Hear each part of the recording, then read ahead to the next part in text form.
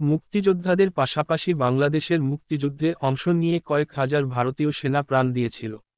শেষ পর্যন্ত অবশ্য মুক্তিযোদ্ধা ও ভারতীয় সেনার যৌথবাহিনীর কাছে আত্মসমর্পণ করতে বাধ্য হয়েছিল পাকিস্তানের সেনাবাহিনী। এরপর থেকে ১৬ই ডিসেম্বর বিজয় দিবস হিসেবে পালন করছে ভারতের সেনাবাহিনীর ইস্টার্ন কমান্ড। এই উপলক্ষে প্রতিবছরই বাংলাদেশের মুক্তিযোদ্ধা ও তাদের পরিবার এবং সেনা কর্মকর্তাদের আমন্ত্রণ জানানো হতো। গত বছরেও প্রায় শতাধিক মুক্তিযোদ্ধা ও সেনা কর্মকর্তা এই বিজয় দিবস উপলক্ষে পালিত উৎসবে যোগ দিয়েছিলেন।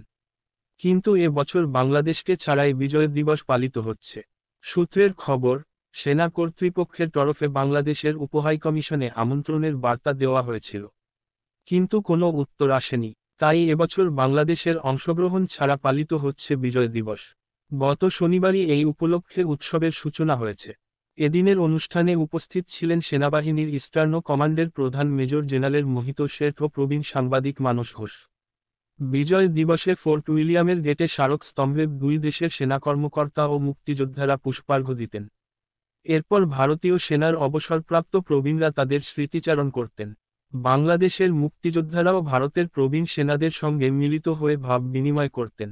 এবার সেই সৌহার্দ্যেও ছবিটি থাকছে না। তবে যথারীতি ভারতীয় সেনারা সম্মানের সঙ্গে বিজয় দিবসের নানা কর্মসূচি নিয়েছেন বলে জানানো হয়েছে।